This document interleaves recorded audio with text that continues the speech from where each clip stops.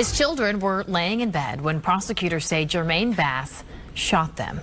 His 5-year-old daughter died, but his 8-year-old son survived. And now Bass is on trial for murder and attempted murder. And his attorney says investigators got it all wrong. State ready to proceed with sentencing? Yes, we are, Your Honor.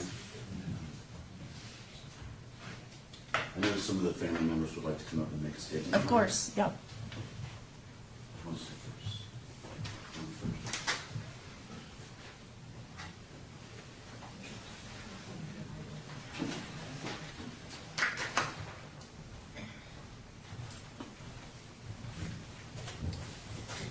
Right here, sir. Can you hear that? That mic right from Anyone asking for these witnesses to be sworn? No. All right, if you would please introduce yourself and tell me what your relation is to the children in the case. My name is Richard Romeo. I'm the uncle. Okay. Sir, did you want to, you know we're here for sentencing, did you want to make a statement to the court as far as what your family feels, how this has affected you all, and what you would like to see happen? Yes. Okay, go ahead. I just want to say good morning. First, I want to address the court and the jury and say thank you for some kind of justice for me and my family. Jay, there's no amount of time that you will be serving to make this right. The trauma that you caused, we will always be affected, not only for my family, but your family as well. I tossed and turned many nights, thinking, how could someone do something like this to their kids? They do not understand the joy of being a father. I guess I will never comprehend that. Because being a father is the most rewarding thing I ever had to experience. Jay, you will never get the pleasure of hearing, Daddy, I love you. Daddy, Daddy, I need you. And so on and so on. I pray that that eats up at you at every night of your life, for the rest of your life. That you will never hear that again. Jay, you're truly definition of a coward. You took your anger out on your own kids that were very defenseless. You intended to hurt my family without thinking about hurting your family as well. You're not there to comfort your family members. You're not there to do anything to make it right. You left JJ to believe that he has to be my sister protector when you were certainly not. JJ asked me one night, Uncle, why did this have to happen to me? I replied to him, I'm not sure. I know that you're a survivor and you was meant to do great things. He said, why did my sister have to die? I replied to him, because she knew you needed an angel to get through this life.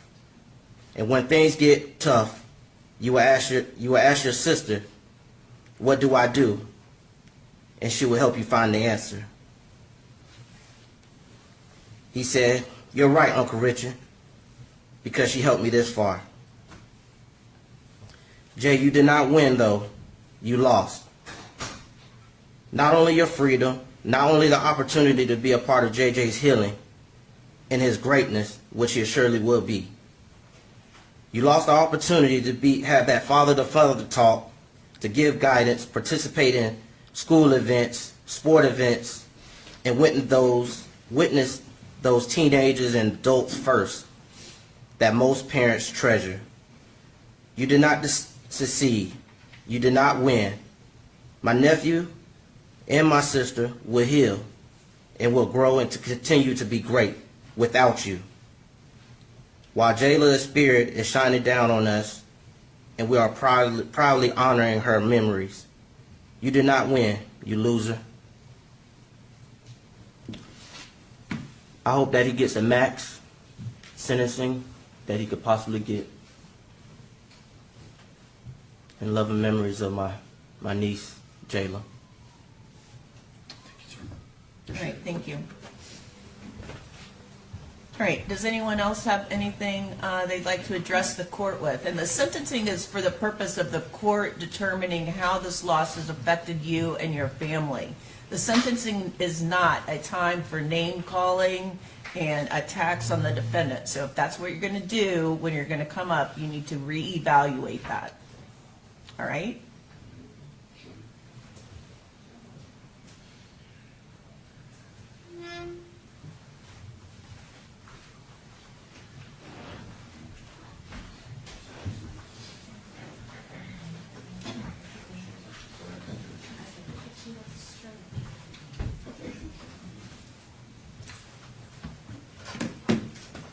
Hi, good morning. Good morning, Your Honor. If you would, please tell me your name and how you're related to the children. Jaylah Bass, mother. Okay? Ms. Bass, did you have a statement you wanted to make to the court regarding the sentencing in this case?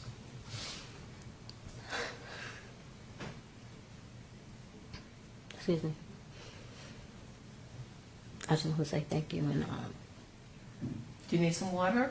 no, I'm fine. Thank you. All right. Yeah. Let us know if you do.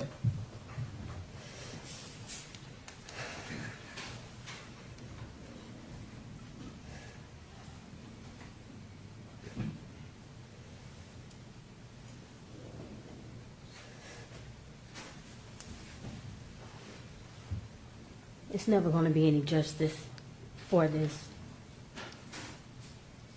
but I pray that we can all move forward while our angel is looking over us all. Life as a mother and wife comes with its challenges. It's not always perfect, and each day isn't filled with sunshine. But with faith and prayer, you navigate through the ups and downs. You embrace your role as a football and cheer mom. And despite financial hardships, nothing compares to the joy of witnessing your children thrive in activities they love. You focus on their happiness, content with your daily routine of work and family life. Yet in an instant, everything changes. Your husband and children are taken away from you, leaving you to question, how could he? How could he hurt them, putting them in harm's way, knowing he's supposed to be their protector? What could drove him to such actions?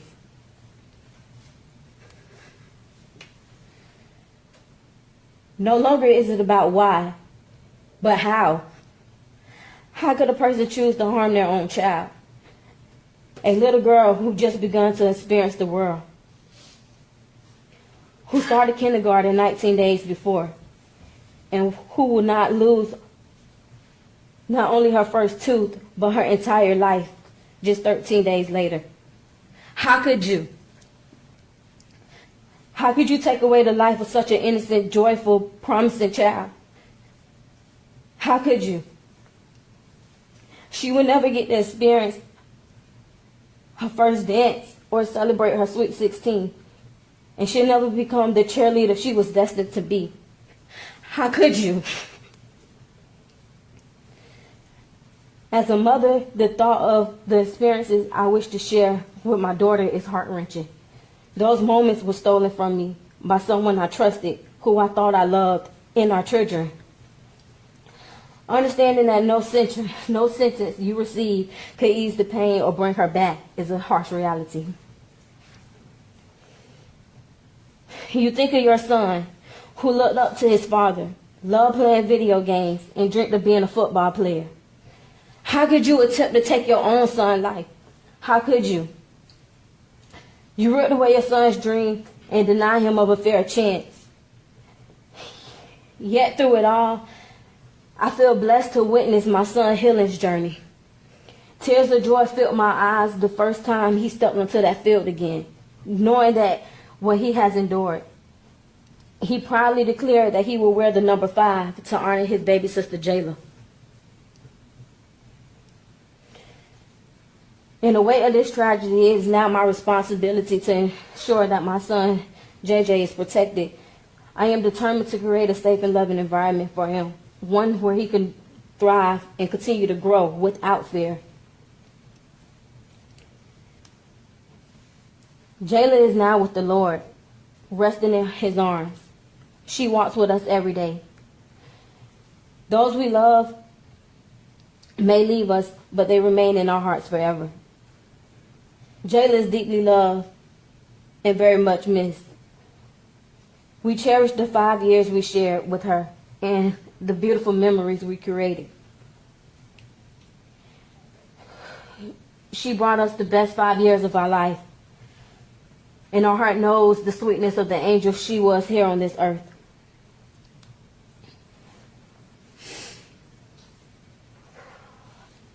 I hope that you live your best life, experience the pain, knowing what you took from this world. A bright, loving cheerleader, an awesome daughter, cousin, niece, granddaughter, and an amazing sister. How could you make the choice to end her life?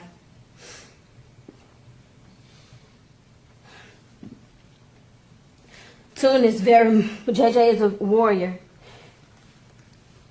And he has an angel looking over him every day now.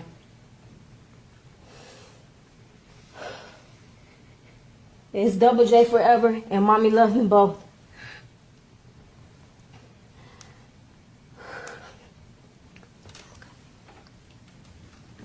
Thank you, Your Honor. Thank you.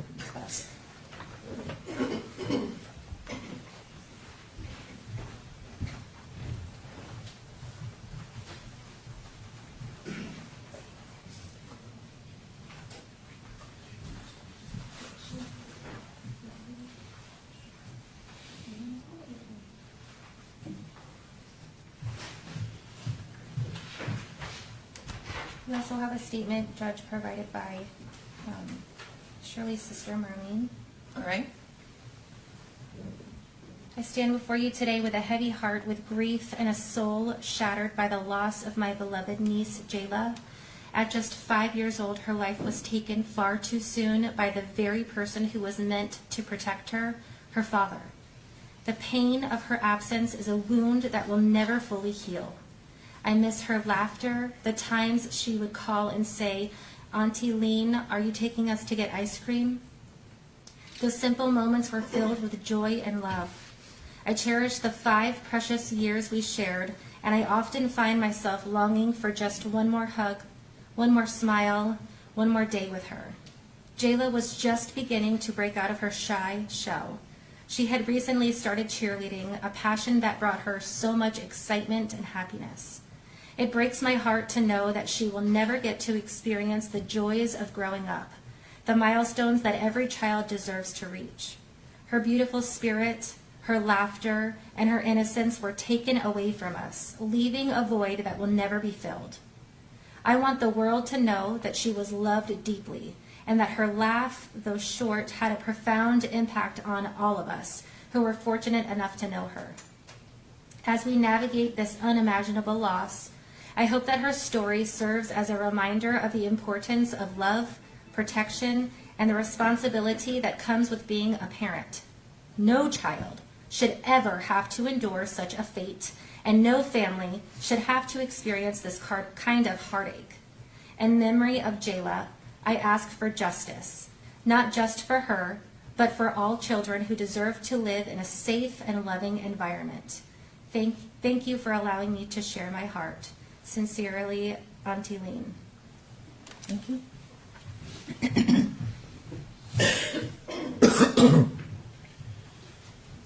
Judge, that's all, Your Honor. So it's the state's position, obviously, in count one, there's no choice but to give him life in prison. We would ask that he receive the maximum on all 3 charges on such a heinous crime, taking away the life of his own daughter, attempting to take the life away of his son. It was a horrible act, one of the worst, and we are asking Judge that he get the maximum, which is life in prison on all 4 counts. All right. And did you do a guideline score sheet on those 3 counts? We did, Judge, and I believe it's been submitted to you via email. Oh, okay. Thank you.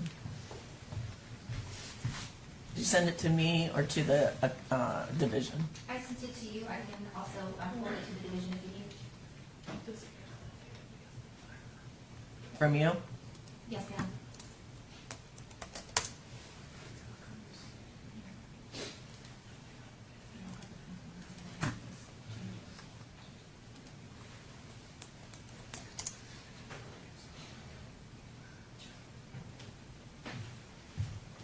this defense review it?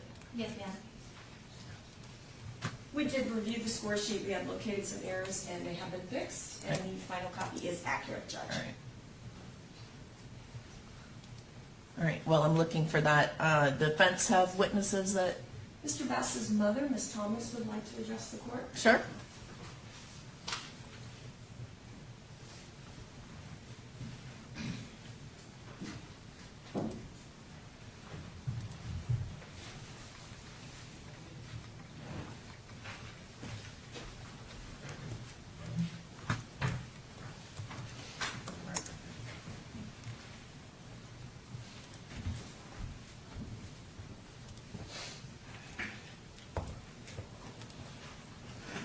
Good morning. Good morning.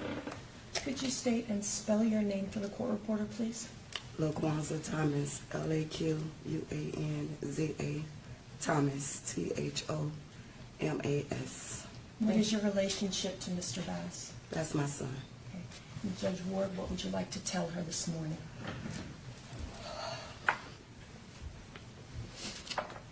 This has been a journey, always been a journey. As a mother, my son had him April 27, 1992. And a joy that it was as a young mother, raising him. And he was always a good student, smart, intelligent. He still is. Is he an only child? He have twin brothers, and everybody educated, everybody graduated. No one's have no charges in no schools or none of that. This the first one. Everybody's always work. My son been working there since the age of 15 with his grandmother. Then got on his own. He always been, when he met her at the age when she was 17, he always was a provider, a protector, and a pleaser, because he was the one who was always working. And he always made sure he provided for his family. And he always made sure that no matter what, they was good, even before I was good.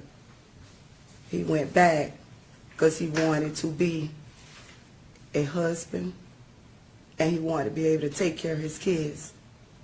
But sometimes you have to learn to separate yourself, love yourself more. Because sometimes you will be on a journey and that you can't see because you're not used to it, because it's your first love. You didn't have all those experience. And as a mother, I couldn't give you of who you was going to love and end up with, and what the journey you would have had to go on. But I'm always here. And one thing about it, all the men at the cruise ship, because he was a welder building cruises. His last job. They know what everyone said, nothing but good things about you. You hold your head up. I don't know, I still don't know the answer. I don't know why. I don't know none of that. But one thing that I will say, if it happened, if you did do it, it's a crime of passion. Because of the stories that I know, and they say why he called his mother. Because I'm always that mother that's going to be there, that I'm going to come. Mama have the answers. That's what my kids know. And maybe I went and did protect them too much. My kids work and they be at home playing the game, even at this age. But maybe I don't know how to stop a little bit. But I love my grandkids, because I'm just like I was about my sons. I was that grandmother. If nobody else was there, I was there. I made it happen.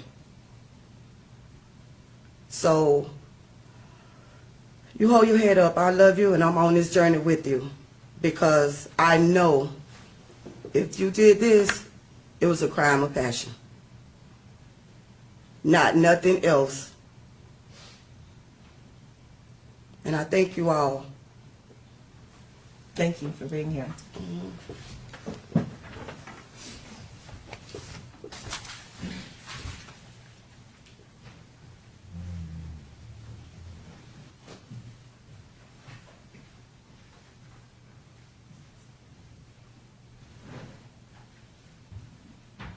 Anything else? Nothing else on behalf of the defense in terms of witnesses. Mr. Bass is not going to make a statement here this morning. Mr. Bass does not want to be heard. No, Your Honor. Is that correct? Do you need a second with them? Oh, I'm sorry. Yes, I do. All right.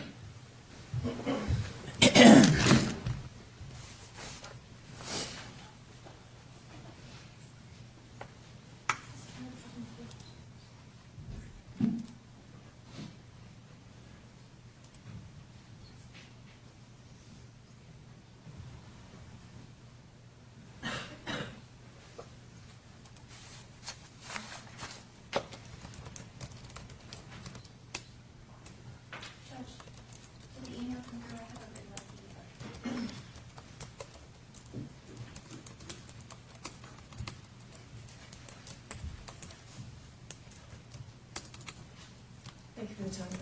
Mr. Bass is going to make a brief statement. All right. Your Honor, growing up for me as a child, it's been tough. I was raised in a single parent home till about the age of 10 with my cousin that my mom adopted. And we had good times.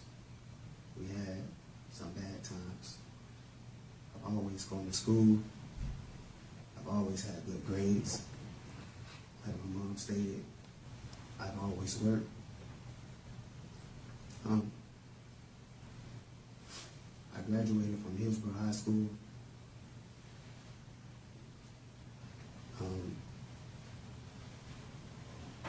I'm a good person. I worked. I've always provided for my family. I've always been a good spirit, a good cheer. I was always the favorite cousin, the favorite brother, the one who was, some people may say, the privileged one.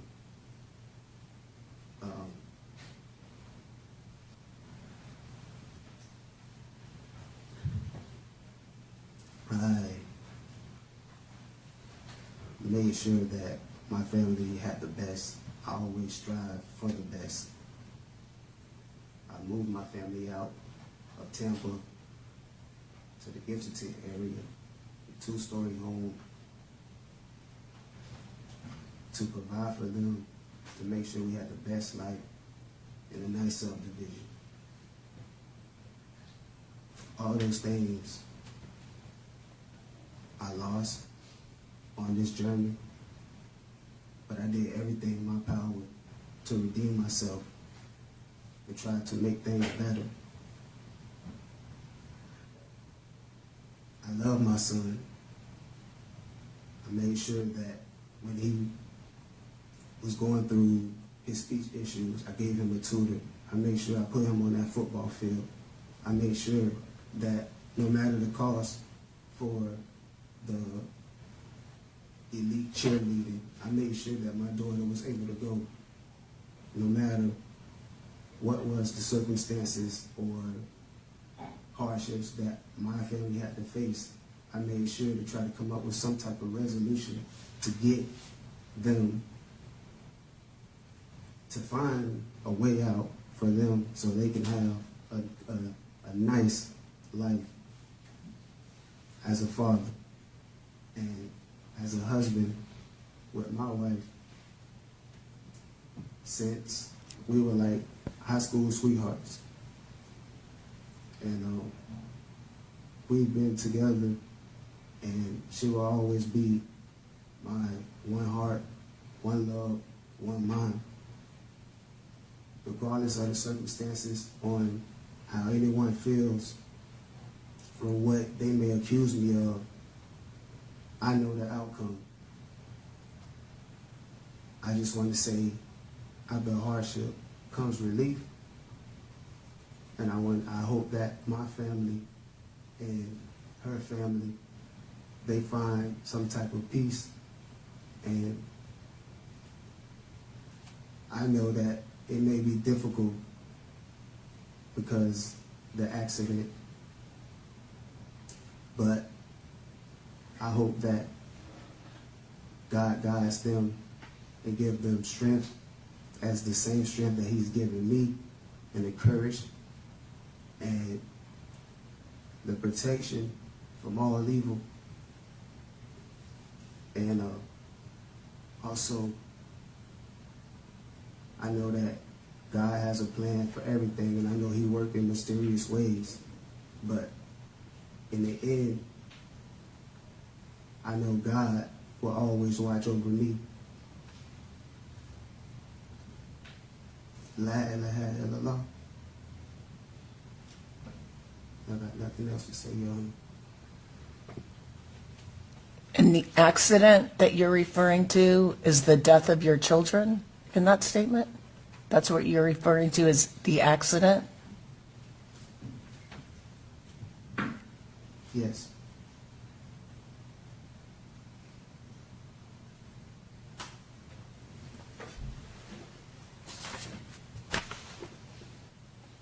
Anything else from either side?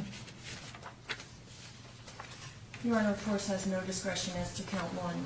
The defense is asking that you take into consideration the lack of criminal history. Mr. Bass's statements about being a good provider and a good father are actually true. We took a deposition of Ms. Bass. She indicated all of that. He was a loving father, took care of his children, participated in their school. He was a loving husband, provided for his family. I don't think anybody understands to this day why this happened, just like echoing the comments of Mr. Thierry in opening statement, why. So at this time, Your Honor, I am asking that you run counts 2, 3, and 4 concurrent to count 1. And I would just ask my co-counsel if I missed anything. That's all we have. Thank you, Judge. All right. Anything else from the state? No, Your Honor. All right, come up. And Judge, we have calculated the credit, and the clerk has the same calculation we do, and it is 917 days. 917? Yes, ma'am.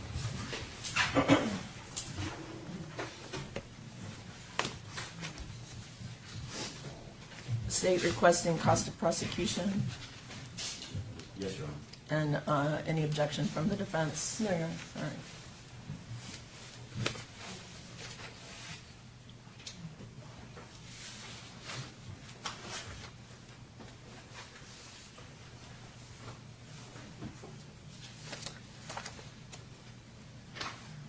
And on count 2, there's a 25-year min-man. Yes, Your Honor. And on count 3, there's a 20-year minimum mandatory. I think it's the same, Judge. It's the same. Is it? I believe they're both 25 years. Discharged with great bodily harm. All right.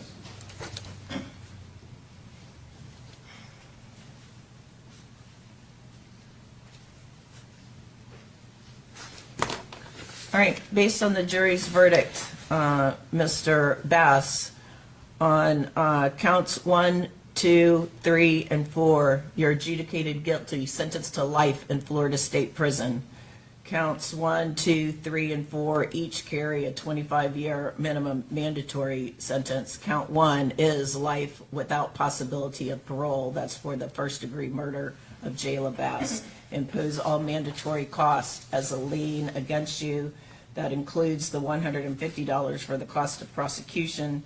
You have credit for 917 days. Is that your understanding of your credit time? Yes, Your Honor. All the counts are to run concurrent. All the minimum mandatories are to run concurrent. Any questions about this sentence?